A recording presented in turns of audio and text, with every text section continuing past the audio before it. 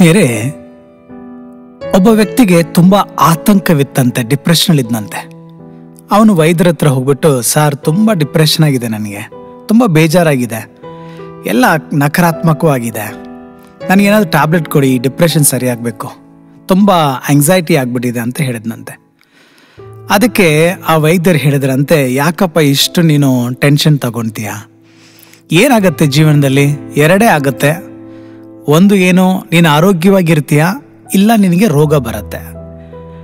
ಆರೋಗ್ಯವಾಗಿದ್ದರೆ ನೀನೇನು ಬೇಜಾರು ಮಾಡ್ಕೋಬೇಕಾಗಿಲ್ಲ, ಟೆನ್ಷನ್ ಇಲ್ಲ.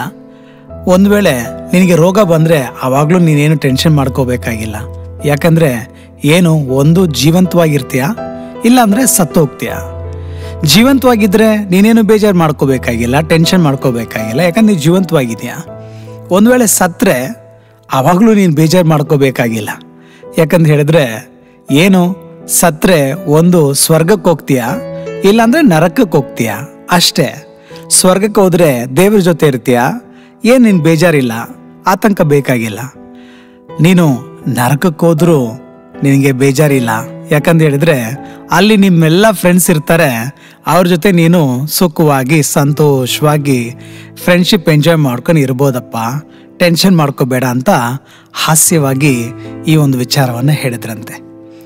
ಹೌದು ಆತ್ಮೀಯರೇ, ಜೀವನದಲ್ಲಿ ನಾವು ಎಲ್ಲ ಸಮಯದಲ್ಲೂ ಸಂತೋಷವಾಗಿರೋಕ್ಕಾಗಲ್ಲ, ಹೌದು.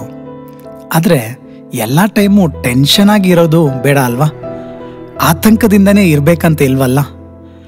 ಜೀವನದಲ್ಲಿ ಹಾಸ್ಯ ತುಂಬ ತುಂಬ ಸಹಾಯ ಮಾಡುತ್ತೆ. ನಮ್ಮ ಜೀವನದಲ್ಲಿ ನಡೀತಾ ಇರುವಂಥ ವಿಚಾರಗಳನ್ನ, ಕೆಲವು ವಿಚಾರಗಳನ್ನಾದರೂ ನಾವು ಹಾಸ್ಯದಿಂದ ನೋಡಿದಾಗ ನಮಗೆ ನಂಬಿಕೆ ಬರುತ್ತೆ. ಯಾಕಂದರೆ ಜೀವನದಲ್ಲಿ ಎಲ್ಲವೂ ಕೂಡ ನಾವು ಅಷ್ಟು ಸೀರಿಯಸ್ ಆಗಿ ತಗೋಬೇಕಾಗಿಲ್ಲ.